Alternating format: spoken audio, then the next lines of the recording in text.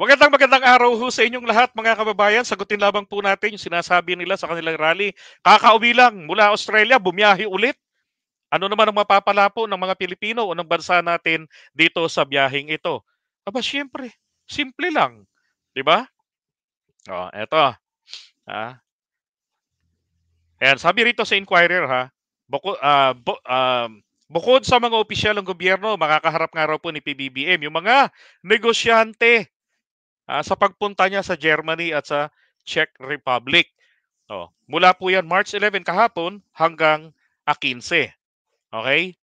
So, ayon sa Malacanang working visit ni PBBM, di dyan po sa Germany, ay pagpapaunlak sa imbitasyon kasi ni German Chancellor ni si Olaf Scholz. And then kakaroon din sila ng pagpupulong sa Berlin. Alam nyo, dito na lang po dapat matuwa na tayo na ang atin pong presidente ay iniimbitahan po ng mga malalaki at mauunlad na mga bansa, mauunlad ng kanilang mga ekonomiya.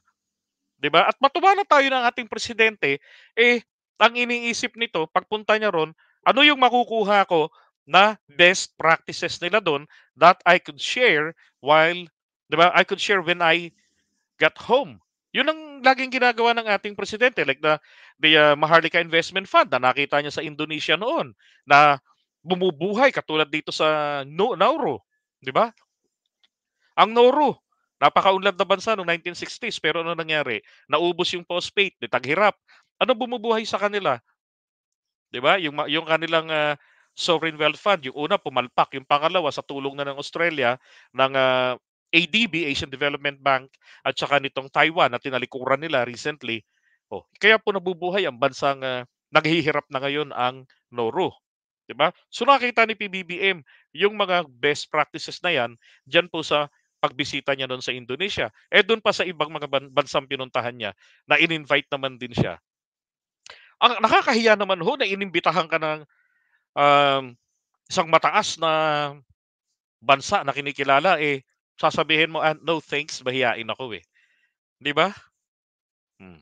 Bagay naman kung si Pangulong Duterte naman po ang inimbita, pupunta rin yan para i-promote ang bansang Pilipinas. And I doubt na iputang ina niya yung mga yan. Kahit nagalit siya, di ba? Hmm. Ngayon, sabi rito samantalang state visit niya sa Czech Republic ay base sa imbitasyon naman daw po nito ni President Peter Pavel. Yan. Bukod kay Pavel, makakaharap din ni Marcos, sina Prime Minister Peter Fiala, Senate President, di ba? Kompleto yung mga opisyalis nila. Sabi nga ng Malacanang, this endeavor seeks to strengthen the bilateral relations and foster increased cooperation with the two nations. Dahil kasi isa pang lakad rin dito ng Pangulo, 'di ba? Etong mga foreign investments na pumasok dito sa ating Pilipinas. And katunayan, ito pong mga biyahe, 'di ba? Ang tanong, anong mahihita natin dito? Well, simple lang. Katulad dito, ito pa yung 14.2 billion na mula po rin sa mas malaki pang halaga ng mga pledges, pero meron na po tayong 14.2 billion that is already working now. And meron na rin po ngayon na mga foreign investors na nagtitiwala sa atin sa kahit may 60-40 tayo, ay nandun na po sila sa pag evaluate kung paano sila mag invest sa ating bansa. So ano kailangan nila? Positive image ng ating bansa na sinisira naman itong mga punyeta na walang ginawa kundi mag-rally-rally. Galawang mga NPA. 'Di ba? Sabi ko nga pinagtiwalaan ng mga Marcos loyalists si Digong na hindi naman nila kilala kahit galing sa partido ng sumira sa pamilya Marcos, PDP laban.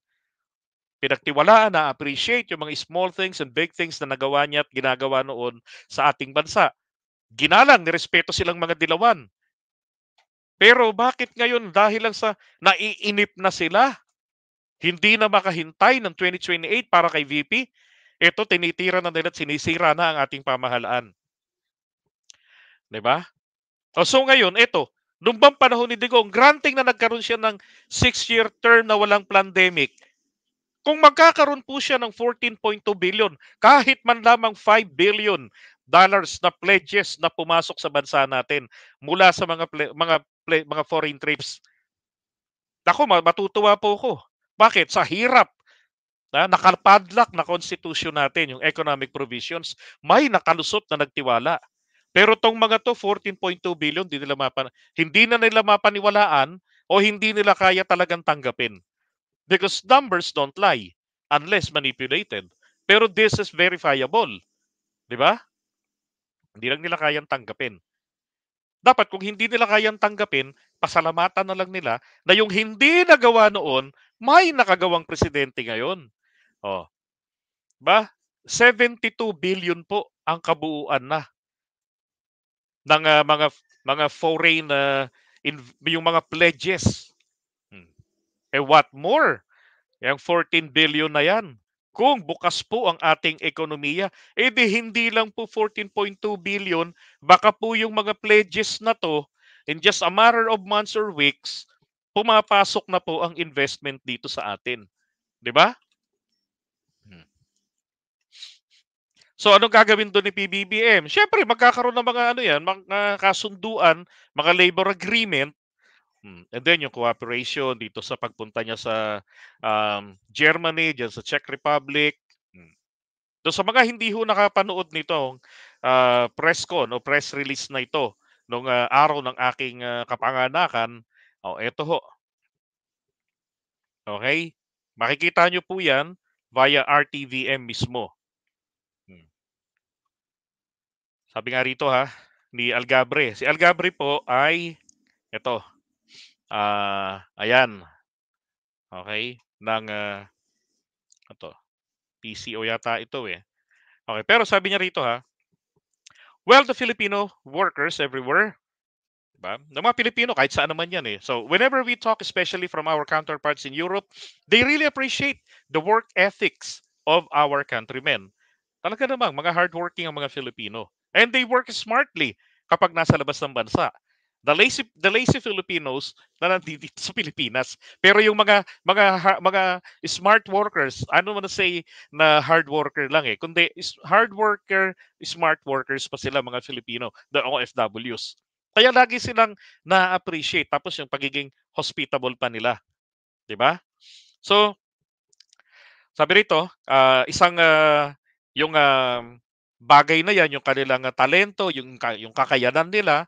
So yan po yung isa sa mga dahilan kung bakit mas pinipili nila ng mga iba't ibang bansa na mayroong mga empleyadong Filipino. Because Filipino workers makes the difference. Agree? Tama ba? 'Di ba?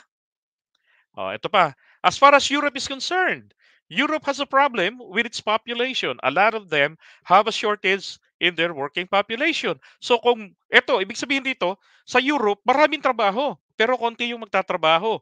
Ano ginagawa ng lahing Pilipino na masisipag? Na minana ng administrasyon ngayon, pareho rin ang minana ng administrasyon ni Digong, ni Pinoy, sa mga nauna sa kanila, kulang sa trabaho rito ang trabaho sa Pilipinas pero available sa ibang bansa. So, hangga't wala tayo, hindi natin nagagawa na makakalap ng mga foreign investors dito na pumasok sa bansa natin para magkatrabaho, wala tayong magagawa but to take this opportunity. 'Di ba? Magandang opportunity for the time being, pero sana naman suportahan ang pagbabago ng saligang batas para ito pong mga trabaho sa abroad dadalhin na po yun pong trabaho na ang mag-a-abroad. 'Di ba? Yun ang dapat eh. Yung trabaho na ang mag-a-abroad papunta sa Pilipinas. 'Di ba? Parang mas maganda ho yun kaysa yung Pilipino, yung isang ama na merong isang anak na katulad ni Quarantina, 'di ba? Aalis, tapos mamimiss niyo yung isa't isa, iyakan kayo, mag-homesick, homesick, 'di ba? Sana hanggang ganun lang. Hindi yung pagbalik yung isa naging dalawa na, may bunso na. Ano pa, and some of them, sabi niya, they have been a boom, say, in the tourism industry. Diba? And they know that our skills, even in our hospitable nature, in our very long pleasant attitude at work, lagi tayong nakangiti. Totoo yan. Ang mga Pilipino, kayo na mga nasa abroad, kahit nahihirapan kayo sa trabaho, kahit hindi nyo maintindihan ang instruction, lalo na yung nakasulat, hindi yung pareho ng letra natin. Di ba?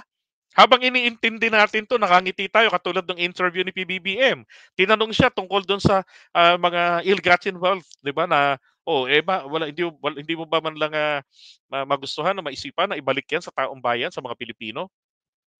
Oh, etong si PBBM sawang-sawa na sa paulit-ulit na ganyang klaseng katanungan, nakangiti lang. Kaya nagulat itong, Australian, na nag-interview sa kanya na tinanong siya, "May I ask, if you don't mind, wh what makes it funny?" Nature po kasi ng Pilipino 'yan. Nasa oras ng actual na kalituhan, kahirapan, nakangiti po 'yan. Hindi basta-basta umiiyak ang Pilipino. Kahit umiiyak ng kalooban 'yan, 'di mo makikita, 'di ba? At 'yan ang nagugustuhan nila, na yung pagiging perseverance ng mga Pilipino.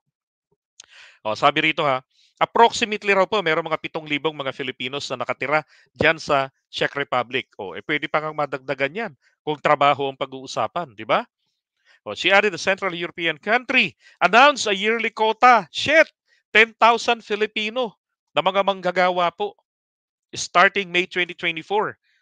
10,000 po So yung mga gusto na mag-abroad, may mga wala pang skills, tako. Alamin nyo na kung ano yung mga kailangan. We have TESDA, 'di ba? Mag-aral na kayo.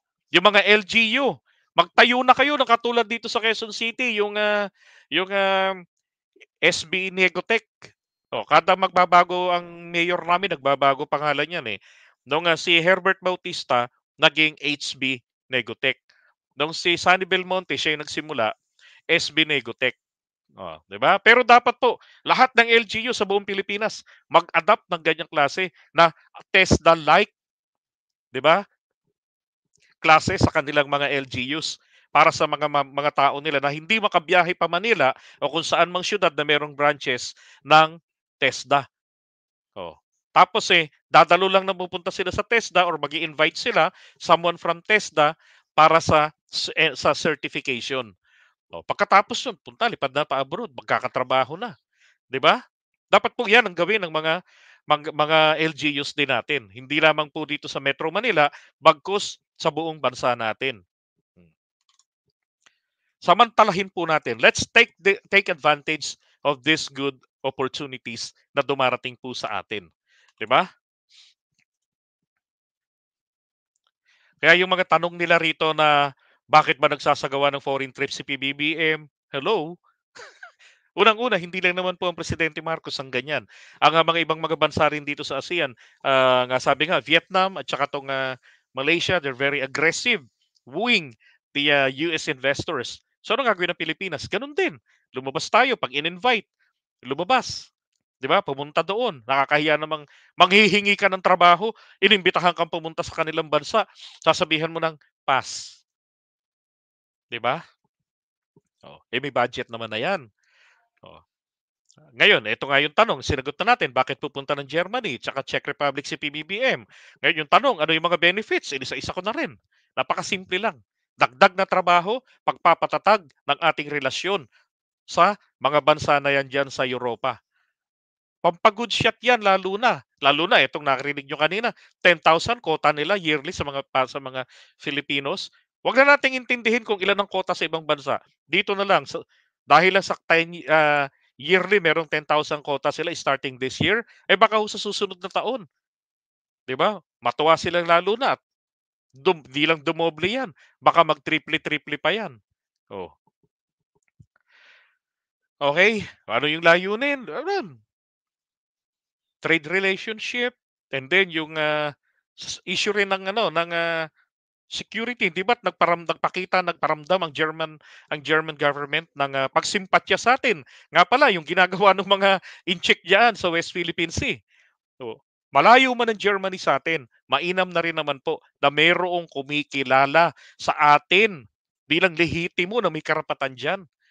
At merong kakampi tayong kumikilala sa international law at sa UNCLOS. Importante po yan na may kumikilala, may kumakampi sa atin. So dapat po natin talaga ng presidente natin na paunlakan ng mga imbitasyon nitong mga like-minded countries. 'Di ba? Nakakahiya naman, hingi ka ng hingi ng trabaho, hindi mo man lang sila madalaw. Sus Mariosep. Oh, 'di ba? Ganun lang ho kasimple. Okay? Para yan para po ito mga kababayan sa mga bumabanat. Para doon sa mga nagtatanong, Anong mahihita ng ating bansa sa mga biyahe ng ating presidente? Okay, so iwan po muna natin ito. And then next naman po natin yung another good news about the president na naman. Okay?